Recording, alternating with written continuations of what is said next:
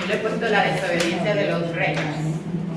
La Biblia narra a 44 reyes de Israel, pero voy a hablar de 19 de ellos.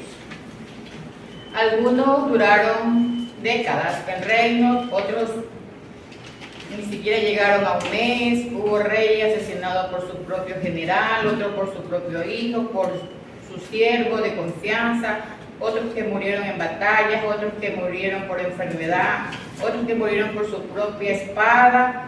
Ninguno escapó de su gloria y cada historia es más importante, es más perturbante que la anterior.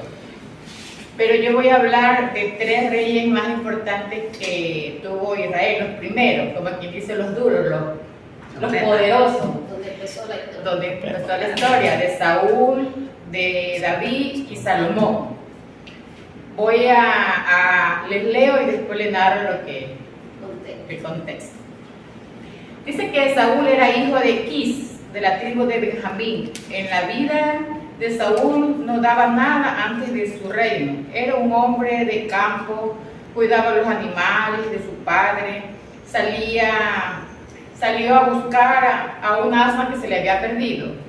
Y en ese entonces, en el camino que él iba, él nunca se imaginó que él iba a ser rey. Pero dice la Biblia que era un hombre ordinario, pero nunca pensó que iba a ser ungido como rey. Sin buscarlo, sin campaña, sin haberse elegido en el pueblo, yo voy a ser rey, no. Él no sabía que en su momento Dios iba a poner sus ojos en él y que Dios lo iba a coger a Saúl como rey, siendo un hombre de campo. La Biblia también narra que el carácter, no fue por su carácter ni por su fe que Dios le escogió, sino porque era un hombre que tenía talla, que era un hombre alto, más grande que todos los que vivían en el pueblo. Por eso digo yo que Dios lo eligió a él. Dice que por fuera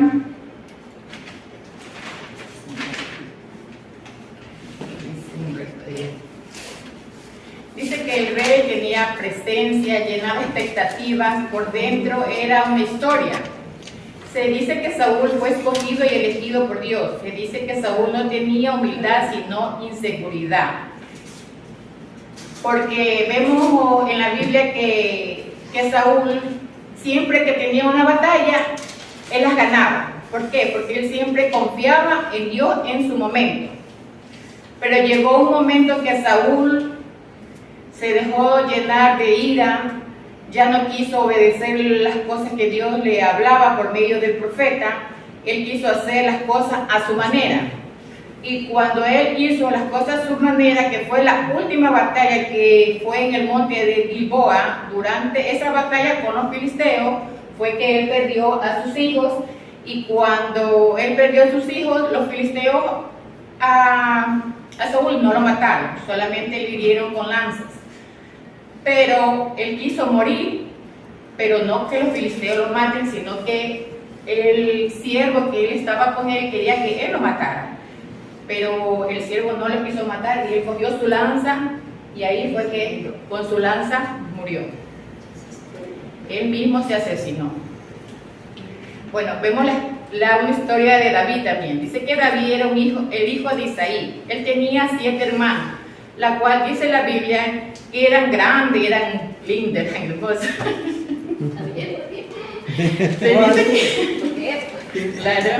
Se dice que David era pastor de ovejas, músico, tocaba el arpa, tenía una vida profunda que aparece en cada salmo. Tenía un valor físico fuera de lo común.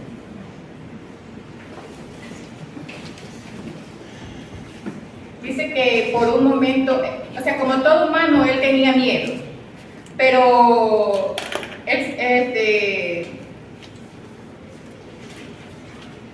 él actuaba ante todo, él actuaba ante todo sin temor, pero sí tenía un poco de miedo.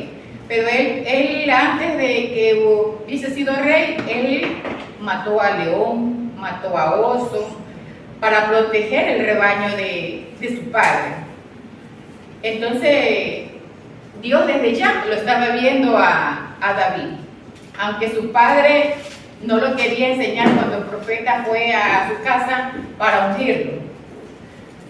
Pero Dios miró que David era leal, era genuino, con sus propios errores, pero su vida cambió.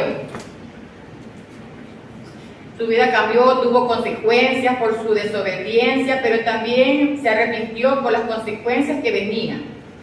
Tuvo 40 años de reinado, 7 en Hebrón y 33 en Jerusalén.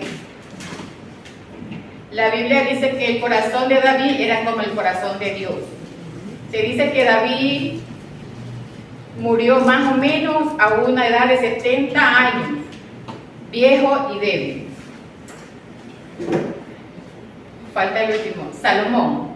Salomón fue hijo de David y Betsabé, un hijo con mayor riqueza que ninguno de los otros dos reyes tuvo. Dios le concedió lo que él le pidió a Dios, sabiduría, que es lo que quería, que es lo que le pidió Salomón a Dios, sabiduría. Y Dios no solamente le dio sabiduría, sino que también le dio riquezas. Como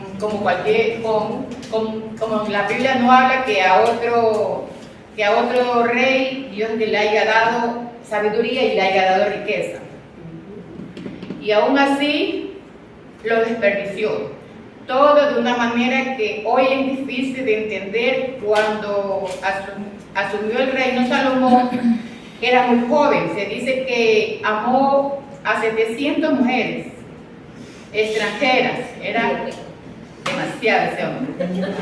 Cada una de ellas dice que cada una de ellas tenía sus dioses. Hay algo en ese silencio que pesa en el rey, que comenzó pidiendo sabiduría para servir bien a su pueblo y terminó con su reino, sentenciado con enemigos, mezclado por todos lados y en el nombre de Dios mezclado con otros dioses, que a Dios no le agradaba, porque dice que Dios es celoso. A él no le gusta que su gloria la comparta con nada. En la cual Dios le pidió a Moisés que el pueblo lo hiciera tal como él le dijo. Esta arca que ustedes ven, no podía entrar cualquier persona, solamente Moisés y Aarón. Quien entrara en ella, o sea, personas, vamos a hablar como personas inmundas, eran fulminados. Solamente ellos dos podían entrar, porque eso era como estar ante la presencia de Dios. Dentro de esta arca encontramos 3 cosas, primeramente, que son los 10 mandamientos que Dios hizo con puño y letra y se lo entregó en las manos de Moisés. También tenemos la vasija, que no me acuerdo, bueno, la vasija donde estaba el maná que le dio a los hijos de Israel, y también tenemos la vara de Aarón.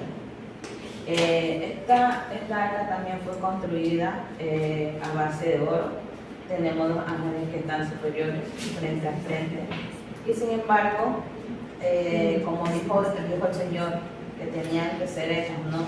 Esto representaba a Él, ¿verdad? La presencia de Dios entre su pueblo. También tenemos como una alianza de pacto entre Dios y Israel, y también fue hecha, es muy importante saber que esto de aquí fue hecho en Monte Sinai. También tenemos la protección de Dios. Esto era muy importante, que el arca siempre esté delante para cada batalla clave que había Israel, que iba a pelear con cualquier ejército. Yo creo que ustedes han de haber visto las películas de Moisés, ¿no? Bueno, perdón. Entonces, era muy importante, porque esto representaba que Dios estaba delante de su pueblo, que nunca estaba solo. Siempre el arca iba adelante. Y si no se llevaba, o sea, nunca se daba, como quien dice, en victoria, las batallas claves que daba Dios, ¿no? Siempre tenía que ser como Dios decía y el día que Dios le decía a Moisés. Sin eso no podían ir. También tenemos lo que es la batalla que tuvieron los israelitas y la caída de Jericó. ¿A dónde fue? ¿Tuvieron el arca de la alianza? El monte Sinaí. Nombre de Monte de Olé, ¿verdad? Esta noche el tema a exponer son las profecías de Ezequiel para Israel. Como sabemos, Ezequiel fue uno de los profetas mayores del Antiguo Testamento, hijo del sacerdote Buzi de la tierra de los caldeos. Él tuvo varias profecías y visiones sobre el pueblo de Israel, pero entre las principales tenemos el juicio de destrucción inminente debido a su infidelidad, la posterior restauración y esperanza del pueblo escogido y la visión del templo futuro. En la primera, que nos habla del juicio, dice que Ezequiel anunció a Jerusalén que sería destruida por causa de la idolatría y de su infidelidad. Esto se vio reflejado cuando los babilonios se llevaron cautivos al pueblo de Israel por 70 años, y eso él lo vio en visiones y se lo profetizó al pueblo de Israel. También tuvo una visión donde la gloria de Dios abandonó el templo, mostrando que Dios ya no aprobaba el pecado de Israel. Además enseñó a cada uno de que cada uno es responsable de sus propios actos. De ahí tenemos la profecía de restauración. Después de la caída de Jerusalén, el mensaje cambió a uno de esperanza. Dios prometió reunir nuevamente a Israel, darles un corazón nuevo y un espíritu nuevo, y restaurar su relación con Él, que lo podemos ver en Ezequiel 11, 17 al 20, que dice: di por tanto, así ha dicho Jehová el Señor, yo os recogeré de los pueblos y os congregaré de las tierras en las cuales estáis esparcidos, y os daré a la tierra de Israel. Y volverán allá y quitarán de ella todas sus idolatrías y todas sus abominaciones. Y les daré un corazón y un espíritu nuevo, pondré dentro de ellos y quitaré el corazón de piedra de en medio de su carne, y les daré un corazón de carne, para que anden en mis ordenanzas y guarden mis decretos y los cumplan, y me sean por pueblo y yo sea a ellos por su Dios. También dice que una de las profecías más importantes está en la visión de los huesos secos, que lo vamos a ver en Ezequiel 37:1, que simboliza la restauración del pueblo, la reunificación de las 12 tribus y la promesa del Mesías como el verdadero pastor y la victoria sobre Gog y Magog. De ahí, como último, tenemos la visión del templo futuro, que dice que Ezequiel terminó su libro describiendo un nuevo templo, la distribución de la tierra y el regreso definitivo de la presencia de Dios entre su pueblo. La ciudad recibe el nombre de Jehová Samá, que significa el Señor está allí, como señal de que Dios volverá a habitar con su pueblo. Y en la conclusión de la investigación, el mensaje principal de Ezequiel es que Dios castiga el pecado, pero también ofrece perdón, restauración y esperanza a quienes se vuelven a Él. Sus profecías muestran la justicia de Dios y su promesa de un futuro lleno de paz y comunión con su pueblo. A mí me tocó hablar del libro de Esdras, y Esdras tiene 10 capítulos, amén.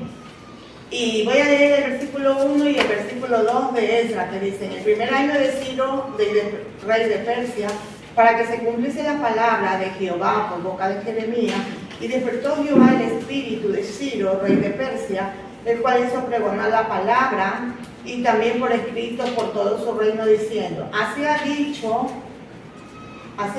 Ciro, rey de Persia, Jehová, el Dios de los cielos, me ha dado todos los reinos de la tierra y me ha mandado que edifique casa a Jerusalén, que está en Judá. Cuando estamos hablando aquí del libro de Esdras, sabemos que estaba el tiempo del exilio, ¿no? Los judíos fueron exiliados. Cuando habla también en Daniel, que fueron exiliados a Babilonia, todos ellos fueron exiliados. Entonces, ahí hubo 3 regresos. El primer regreso está con Zorobabel, que fue el primer regreso. Aquí miren, el primer regreso con Zorobabel en el 538 regresaron 50.000 personas. Esto fue decreto del rey Ciro. Esto estaba en las escrituras que se vio de la profecía en Isaías 44, 24 al 28, en Jeremías 29, 10. Eso lo decretó Dios por profecía, y esa profecía se cumplió, porque ¿cuántos sabemos que todo lo que dice Dios, Dios lo cumple? Amén. Sí. Pasaron muchos años, 700 años ya. Después se cumple esta profecía en Esdras, lo que le acabé de decir, que Dios había dicho que iba a volver el pueblo de la cautividad de Babilonia, iba a volver de nuevo a Jerusalén, y Jerusalén iba a ser reedificada, ¿verdad? Entonces, en el primer viaje vuelven con Zorobabel, pero por decreto del rey Ciro. Y en el segundo viaje vuelven por Esdras. Pero Esdras es un sacerdote del linaje, de la línea de Aarón. Él es levita, es sacerdote y es escriba. Él se sabía toda la Biblia. Y Esdras era una persona que se sabía la Biblia y la vivía.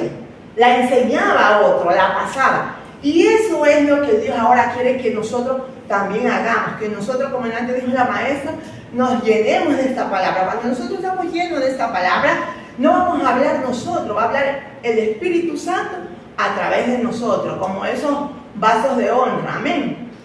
Entonces pasó que el sacerdote Esdras, él era restaurador de almas.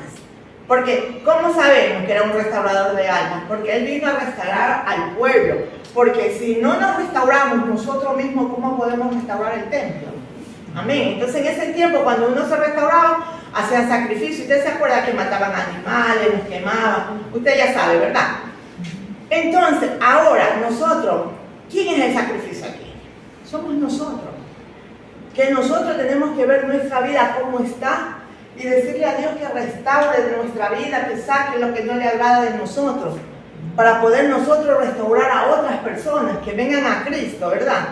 Nosotros somos cada uno, pienso yo, que somos fieles testigos del Señor, porque si usted en su barrio, cada quien lo conoce como era, y ahora cómo no ve. Entonces, ahí nosotros damos testimonio de que hubo una restauración en mi vida. Porque hay muchas personas que usted las ve que vienen a la iglesia, lloran. Viene un pastor, ore. Viene otro pastor, quiere que le hagan profecía. Y después sale a lo mismo. No ha habido una restauración de corazón. Y eso es lo que quiere Dios, que nosotros nos arrepintamos. Y cuando nosotros nos arrepintamos de corazón, viene el cambio en nuestras vidas. Ya somos diferentes, ¿verdad? Yo lo digo por mí. Yo he sido de un carácter muy fuerte, pero la gloria y la honra sea para el Señor, que el Señor me ha cambiado mucho. Entonces vemos aquí a través de este libro de Esdras que él es un restaurador de almas. Y el tercero, que está eso ya en Nehemías, cuando Nehemías también trae el otro regreso. Esdras vino con 2.000 personas que regresaron con Esdras, se restauró el templo. Amén. Y miren lo que dice en Esdras 3:6, se lo voy a leer yo nomás.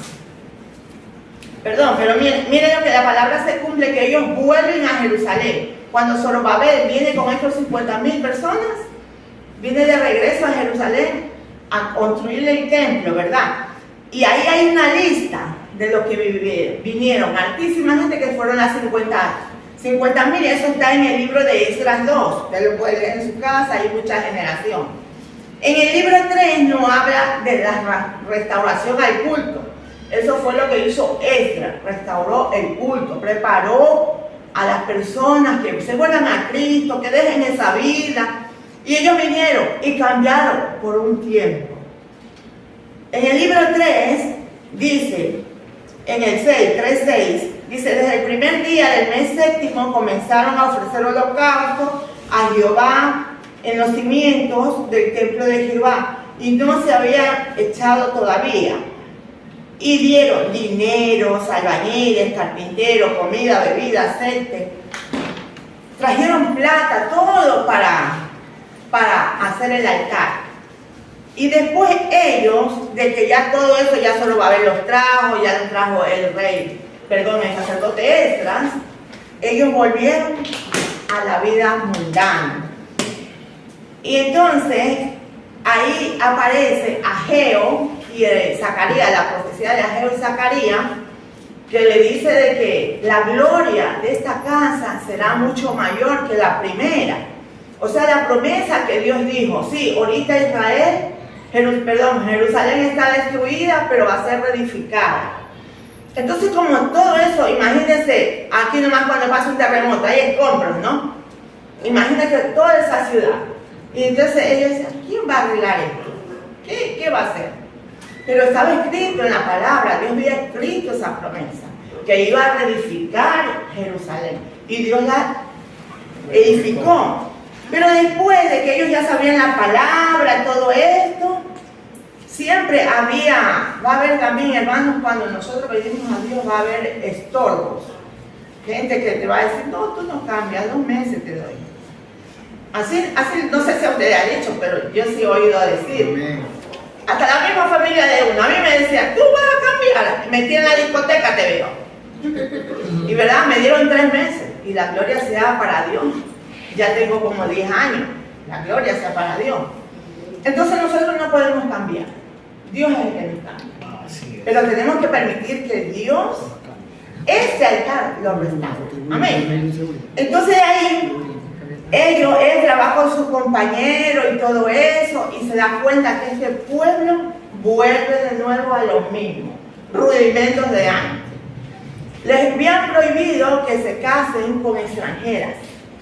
Pues ellos hicieron lo contrario, se casaron con gente extranjera. Y en el 8, al ver Esdras que de nuevo han vuelto a lo mismo, él convoca a un ayuno y oración para que se vuelvan a restaurar. Porque cuando sabe que aunque una persona caiga, usted y yo, cuando vemos a un hermano caer, no, oye, ¿qué? Ya te vas al infierno, ya te espera el infierno. No, hermano, levantémonos.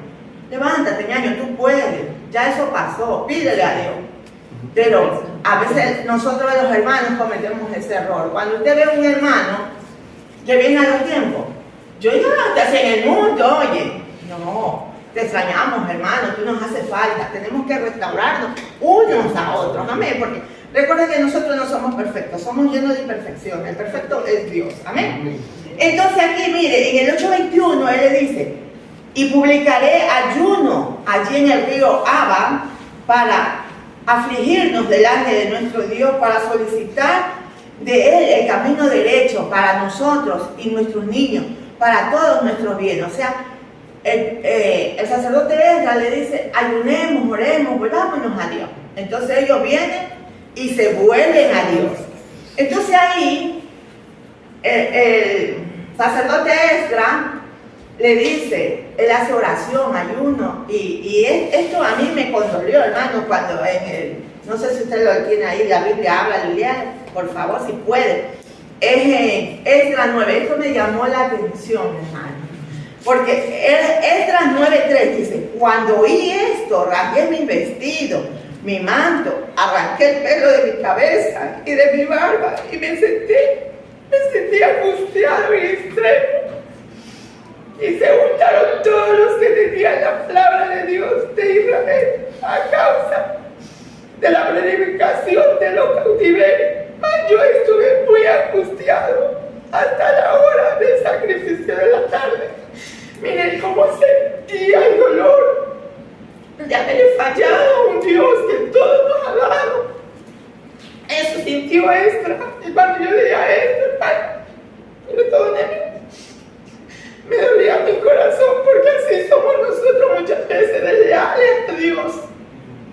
Desleales a Dios, por eso es que cuando termine el libro de Esdras, después en el 10 expulsan a todas esas mujeres extranjeras, se vuelven al culto y la gloria es para Dios. Dios restaura todo ese pueblo como Él lo había dicho. Y Esdras, ¿qué nos enseña? Primeramente que nosotros tenemos que restaurar el templo, amén.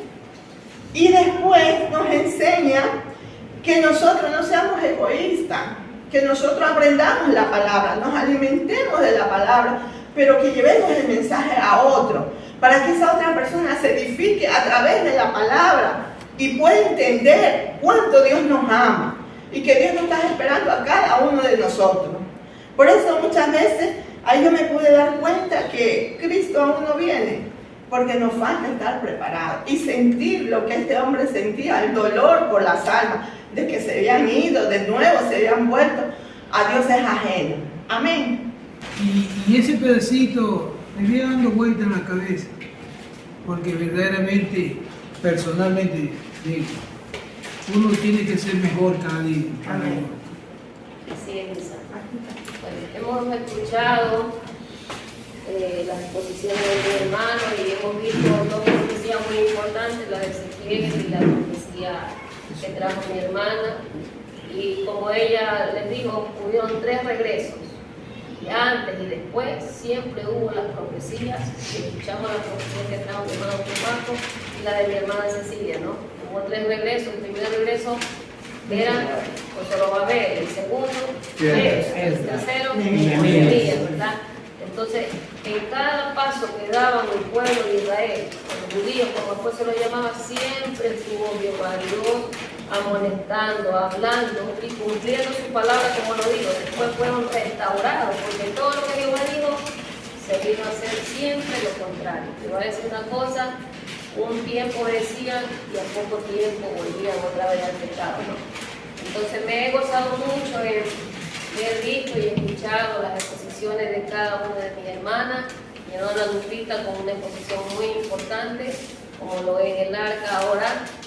Vemos que la presencia de Dios donde reposa en nuestra el nuevo pacto somos nosotros. Ahí sí. Ya pasó el primer pacto, ahora nosotros somos el segundo pacto.